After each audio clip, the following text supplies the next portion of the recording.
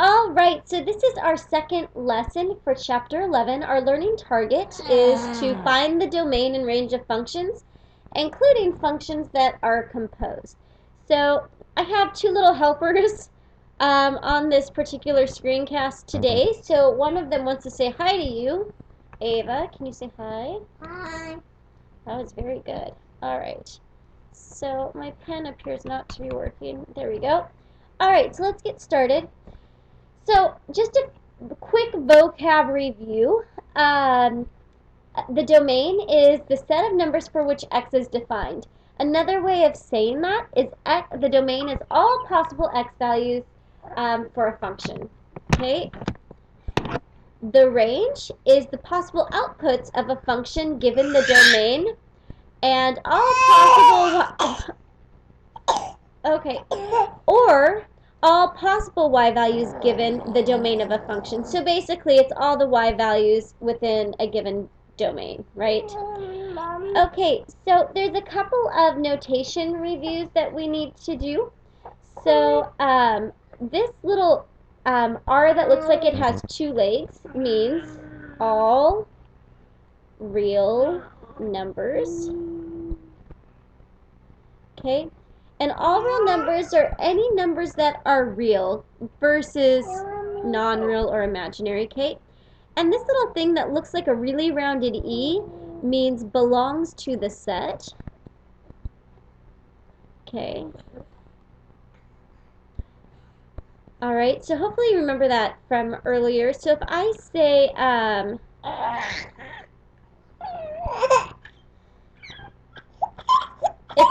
this, okay, shh. If I say x, if I have this x, e, all real numbers, this means x belongs to the set of all real numbers. That means x can be any number, okay? If I happen to follow this up with x cannot equal 2, it means that x belongs to the set of all real numbers except that x can't equal 2. So hopefully you remember this. Okay, let's move on. So our goals today had to do with domain and range. So we're going to do a practice and review for finding domain and range. So basically, we're not dealing with function notation anymore. We're dealing with the function f, such that f within the domain yields a value for x squared. So what we're going to do is, if I were to sketch this graph, it looks like this, right? We have a point at, this would be 0, 0, 1, 1, 2, 4, and the symmetric values, right? Negative 1, positive 1. Okay, so what you're going to notice is I'm going to keep, we're going to keep going out. So for instance, if x equals 10, y is going to equal 100, right? If x equals negative 20, y is going to equal positive 400 and such, right? Okay, so what you should notice is I can put any value in for x. I could put 1 million in for x and get an x value out. Okay, so my domain, okay, is all real numbers, okay? Okay, or we could say also x is greater than, oops, not greater than or equal to, but greater than negative infinity, but less than positive infinity. Okay, because it is continuous, we could use this notation also. Whichever one you want to use is fine. Okay, but the range is where we're limited. Okay, so the range, as you can see from my picture, y can be anything that's 0 or greater. We can't make x negative. I mean, we can't put anything in for x that's going to yield a negative outcome. So basically, we know that y has to be greater than or equal to 0. Okay? We could also write it that y is greater than or equal to 0, but less than positive infinity. Or the final way we could write it is a bracket, because 0 is included, comma, positive infinity, which is not included. So any of these ways for writing domain and range are fine. Okay, all right. So let's move on to function m. Ava, can you say m? M. Good job. So function m. So basically we have a root bar here. So there are some values at this point that will that is my work, that will not result in real numbers. So basically what I know is if I put a number less than 5 in, I'm going to have the square root of a negative number, and that's not a real number. So what I do know for my domain... Why you did that? Oh, yes, is that x has to be greater than or equal to 5. We could also say that x has... Oh, do some less at the play. Okay, we could also say that x has to be greater than or equal to 5, but less than positive infinity, because it can go forever. Or we could say this, if we wanted to use this notation. Okay? Now, if you'll recall, this is the graph of a square root function, okay? And we'll say that this is positive 5. What's going to happen is it's going to gradually look like this. It's kind of going to look like a little curved arrow, okay? Mommy, so basically, okay, so basically the range, okay, of this function, there's nothing that I can put in for x that's going to yield a negative number coming out. So straight away I know my range has to start at 0. And then what's going to happen is it's going to decrease or increase very slowly. So our range is y is greater than or equal to 0. Okay? And that happens, we have 0 when x is 5. Okay, we could say that that y has to be greater than or equal to 0, but less than infinity, or we could say this. Okay, either way is fine. Okay, moving on to j of x. Okay, I know that this is kind of a lot of problems. Quick review here. Okay, so function j, so this is the sine wave. Okay, Ava, do some lessons to play. Okay, alright. So basically, sine goes on forever. It looks something like this. Okay, well, hopefully yours looks better than that. Okay, and then it keeps going in curves. It does this too. Ooh. Okay, and completely symmetrical, right? Alright, so what you're going to notice is that, well, hopefully what you remember from last unit, is there's a maximum and a minimum, but x really isn't refined. So our domain is all real numbers, or it's negative infinity to positive infinity, okay? Or you know, x is greater than negative infinity, but less than positive infinity. Any of those notations for domain works. Okay, but for range, we have a very small range here, actually, because the maximum value for sine of x is 1. The minimum value is negative 1. So our range is y is greater than or equal to negative 1, but less than or equal to 1. Ava, please stop. Okay. We could also write it like this, because it includes both of these. Or we could say, well, this is the only two ways we could write this. Okay? Alright. And finally, function w. Okay? Now, this function is interesting because there's a limitation to what I can put in for x. So my domain is limited because, Ava, stop please. Okay, x can be all real numbers. Okay? It's all real numbers. Okay? X is all real numbers, but x cannot equal 0. And the reason x cannot equal 0, Ava, please stop. Okay, x cannot equal 0 because 0 times anything is 0, and we cannot divide by 0. Okay? That being said, we have a vertical asymptote there. That being said, when I don't put 0 in, I'm going to count to 3. You need to stop or you're going to have to go to timeout. Okay. Alright.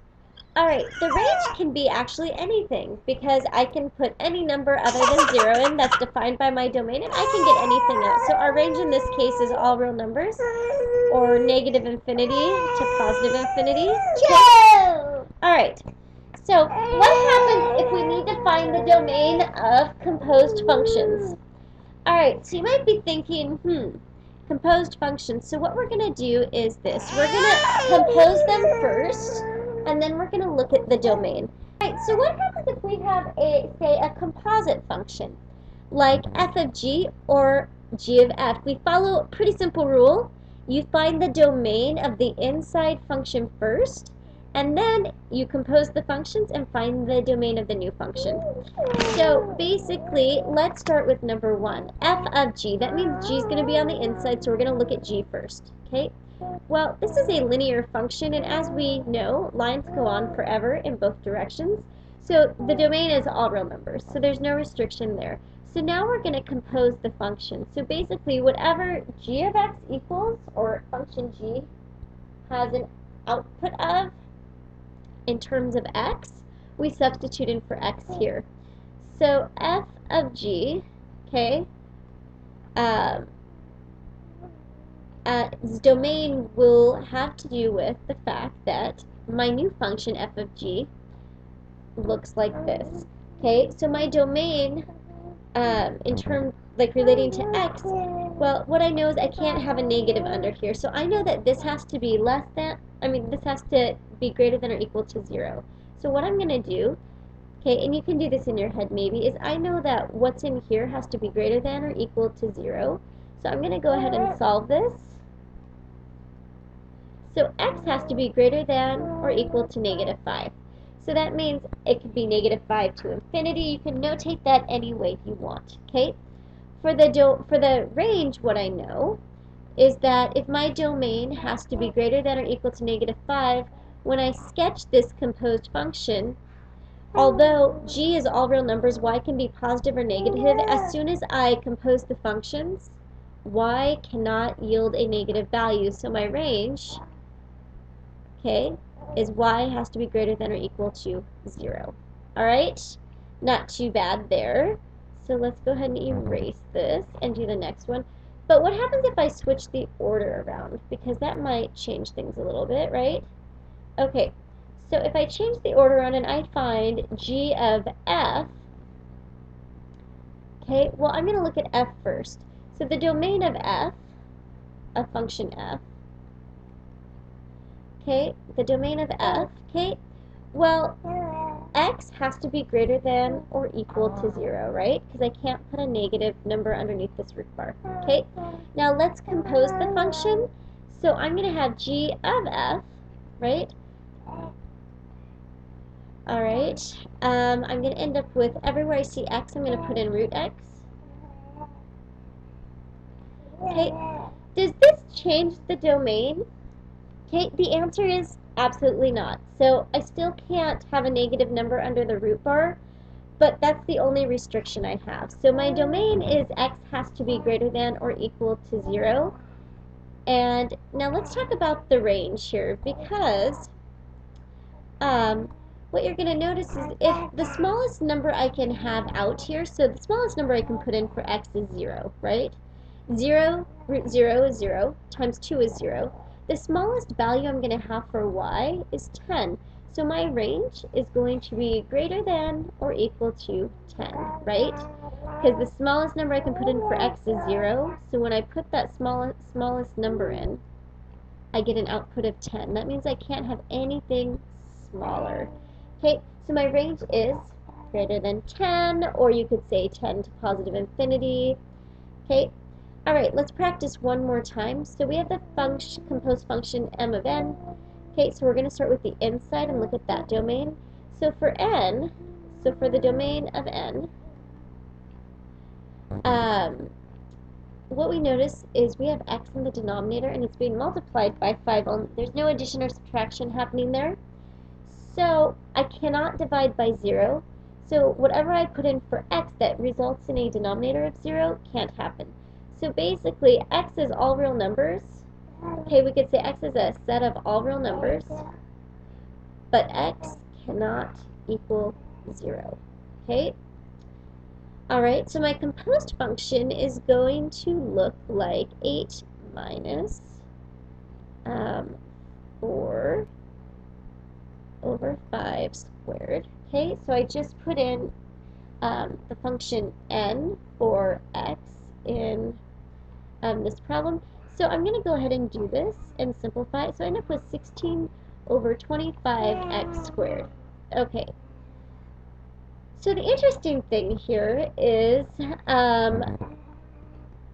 basically my domain sticks. I still can't put in 0 because 0 squared is still 0.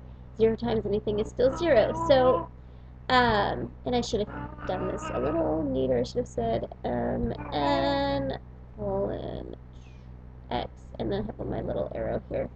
Okay, so that's fine. My range, is there any limitation to my range? I can put anything but 0 in. So my range is, based on my domain, is all real numbers. Okay. All right, the next one and last one is we're supposed to find the composed function and m. So we're going to start with m. Okay. So m is just a parabola. It's reflected, so that means that it is turned upside down with a vertex at 8, 0. Okay.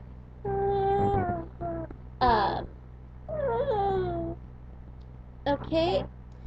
And there's no restriction for what I can put in for x, so my domain for m is all real numbers. Okay. But now we're going to compose it. So everywhere I see x in my function n, I'm going to put in function m. So I'm going to say, oops, nm, okay,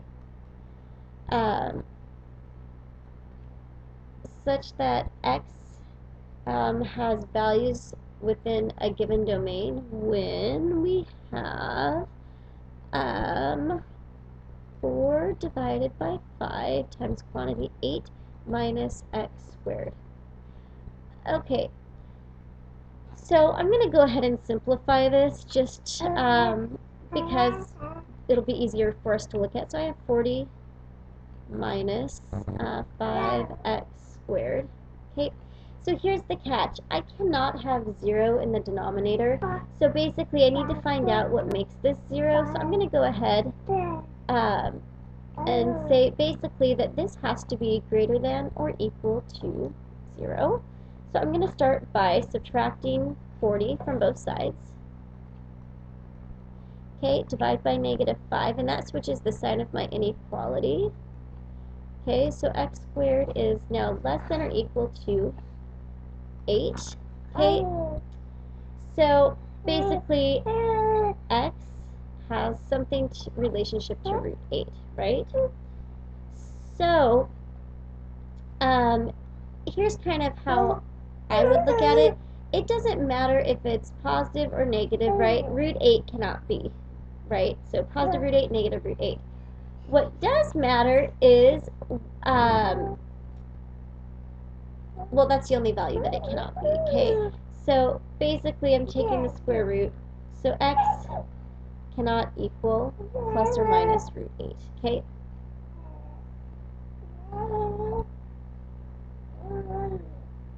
And actually, I don't know why I said that it has to be greater than or equal to 0. That was kind of like a flaw in my reasoning for some reason.